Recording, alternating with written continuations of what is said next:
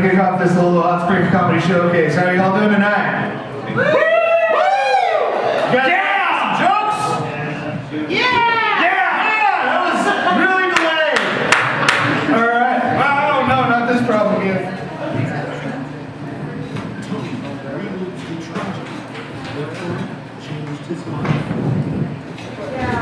Yeah, that probably helps.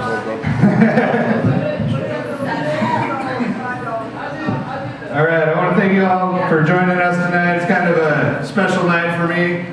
Oh, forgot something.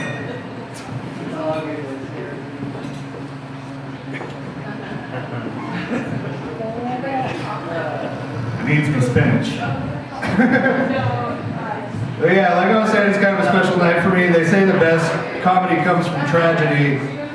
And I recently had a tragedy. I lost my grandma. And I'm going to try and use that to make you guys laugh. We'll see how it works.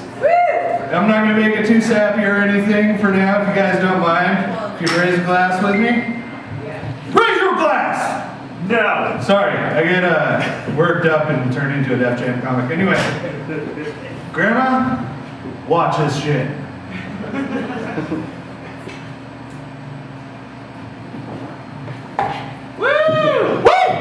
Don't judge me. Grandma would have loved that toast. She was a fun lady. She knew how to party. Not that she was crazy. She wasn't like the girls nowadays. She liked to get up, get dressed before she went out. What is going on here? All right. She liked to get dressed up, but not like the girls nowadays. She didn't like, get in the mirror and like push her boobs together and put mascara in there, shit like that. She wasn't trying to be a hoochie about it. Not to say after she got dressed up classy, she may or may not have done some stupid things here and there, but we're all human, right? Woo! Woo! That's right. I like all the wooing around here. Woo! Like I said, my grandma was a classy lady, but you did not want to cross my grandma. I crossed my grandma one time. Yeah, anybody out there get spankings when they were kids? Woo! Yeah? Woo! Got some woos! All right. I got a lot of spankings when I was a kid. And I support every last one of them. I deserved all of them. But I got like several different kinds, like different varieties, kind of like a mama bear, papa bear, baby bear type thing. Like, my grandpa would take me and he'd be like, oh, I'm so mad at you, I'm disappointed, blah, blah, and he'd wrestle us around in his laps. Oh, I'm gonna get you. And it was all about fear because he was gonna let us go. We were gonna squirm away and then, oh, I don't know what happened here. He got away, he was too fast. My mom was kind of on the same thing. It was all about the fear, but you were gonna get that spanking. My mom's thing, now she got the fear, she liked the belt. She liked that. You get that terror going on in your kids before you spank them with that belt. Let's be honest, a belt does not hurt that fucking bad. But you were getting that thing. That belt hurt me. She would chase you. She would chase you a little extra long. She would let you get ahead and fall down and, it was like a hunter waiting for the deer to get really scared before he shoots it. My grandma wasn't like that. I crossed my grandma one time, like I said. And here's how the story went. See, most of my spankings, I wasn't a very sneaky kid. I was very mischievous, but I wasn't very sneaky. I was smart enough, I watched enough TV to know that if you're doing mischief, you need a disguise. I wasn't smart enough to know that your disguise shouldn't be a big yellow beacon on top of your head that doesn't cover your face. I had this big yellow bucket that I would put on top of my head. My mom called it my trouble hat. She would see me put on the trouble hat. She knew shit was coming. She'd be like, sitting there like, She'd whip that shit out like Indiana Jones. Oh, Mom! She's right there. Congratulate her. Lies! I deserved all of them. So anyway, yeah, I put on this hat and I'd be like, yeah, I'm Captain Awesome. And I would do all kinds of stupid shit. I'd be like, it is time to take all my mom's expensive paints and I'm gonna dump them all over the floor. And then I'm gonna smear them around with my expensive shoes. She knew that shit was gonna happen because I had a yellow fucking beacon on my head. Anyway, like I was saying, I crossed my grandma one time. I was at my grandma's house. My grandma had this beautiful plot of land. They had horses, you know, acres of meat to roam through. It was like a little house on the prairie. So I'm outside with my sisters. I got two older sisters, one 4 years older than me, one 8 years older than me. And they're doing their thing, and I'm out there just doing nothing. And then I realize that nature's calling, and I don't know how to open the door because I'm too little. So I go up to my sister, I'm like, I need the potty, open the door, open the door. And she's like, whatever, you're a boy, go outside. And they go back to whatever stupid girl crap they were doing. And so I'm like, well, who's Captain Awesome to argue with somebody with the power of opening doors? What my sister didn't realize was that I needed to shit. So I go over to this like little corner by the patio there. There's like this mint bush, this tiny little mint bush, and I crouch down behind it. And I'm like mid-log when my grandama walks out. Like I said, she's a classy lady wearing a nice dress, like floral blue and purple patterns, nice nylons, high heels, not high heels. Like I said, she was classy. They're like 3 inches. Anyway, she comes out in the backyard, looks over. What the hell are you doing? Runs over, grabs me.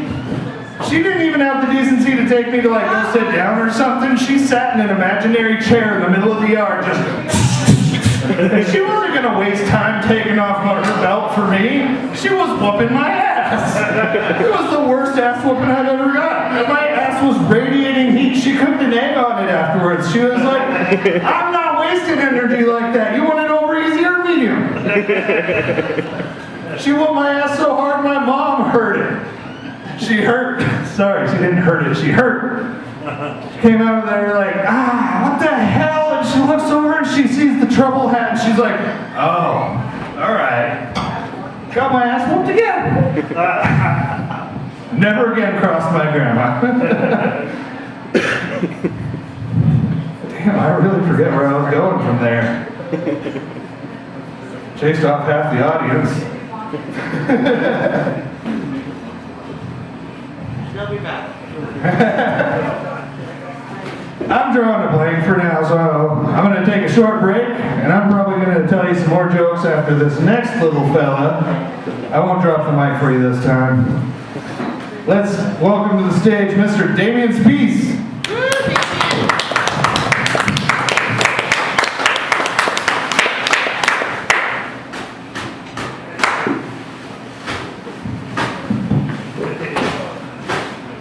How's it going?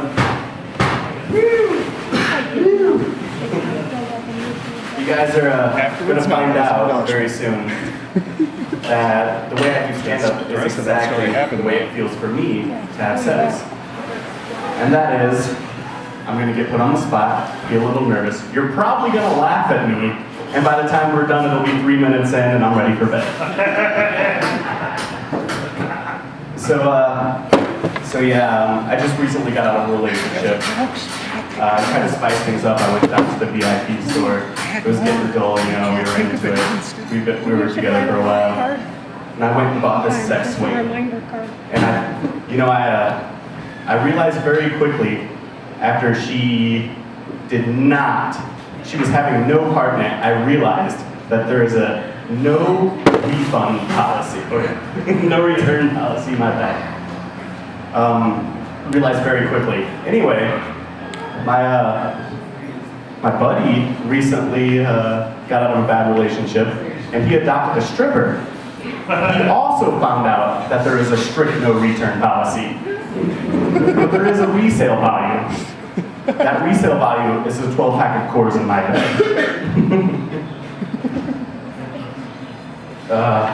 All right, well, I'm going to pass the mic off for now. Give it to Corey. Ready? Yeah, that's all I got for you right now. That's all I got. I got to save some for later. All right. That's all I got for you guys. Thank you.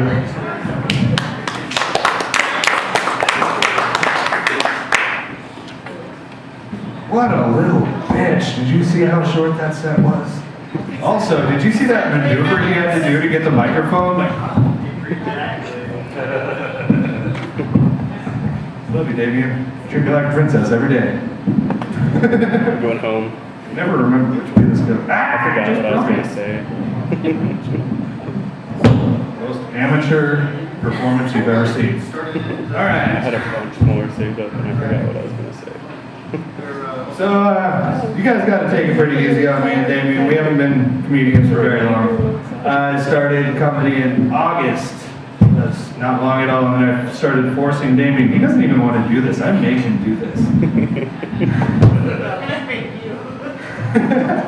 And Teresa makes me. But she believes in me and she apparently invests in me. Shit rolls downhill.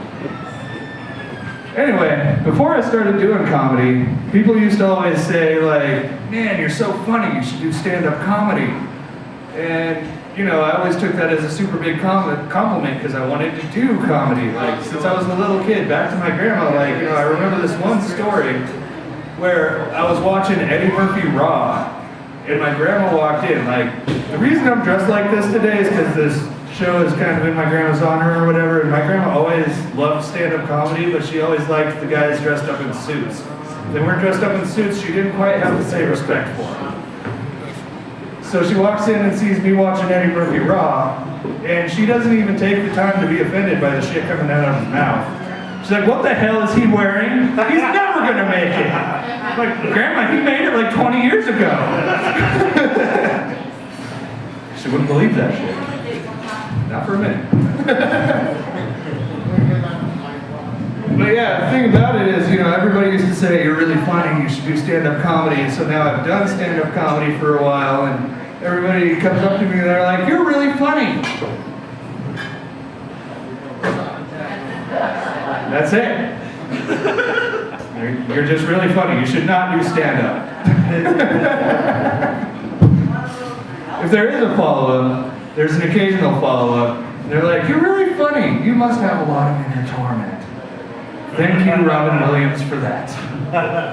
That never happened before Robin Williams died, I don't think. I don't think the comedy community was labeled that way, but then Robin Williams dies and everybody becomes a big Pagliacci. Like, you know, Robin Williams' final joke, turning all the rest of comedians into tragic clowns. Yeah, there's Ty over there. I got people here. I'm here all weekend. All right, nice. What else do I got? You guys didn't come here to talk about all this bullshit I've been talking about. You guys came here to talk about sex. Woo! Yeah! There's some fucked up shit going on with sex these days. I'm serious. You want to know what the newest sex toy I've discovered is? It's fucked up. It's not as funny as you think it is. It's a child love doll. They came out with this. Some company has decided that they're going to create child love dolls for child molesters to suppress their needs, because child molesters apparently are like this group of people that think they have like rights and stuff. Are there any child molesters out there, by the way? Because if I'm offending anybody, fuck you. Anyway. So the idea is that, you know, child molester buys this child doll and maybe it has like removable heads that you can switch out because maybe they're not into monogamy yet. But I just don't see how it's going to fix the problem. I mean, it's just going to be like, oh, this is not real still, and they're going to go get one. But who am I? I'm no scientist. I don't know the data. I don't know if there's been any research on the matter. You know, maybe there's a safer study group we can use this on. Make like, you know, let's think about what child molesters are. They're people that say that they can't control their needs and they need their needs met. And what other group? Oh, maybe once our children hit puberty, we can give them these dolls, you know, give them teenage sex dolls and see what that does to teen pregnancy. Yeah?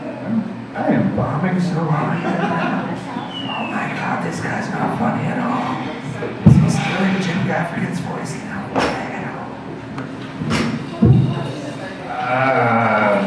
break.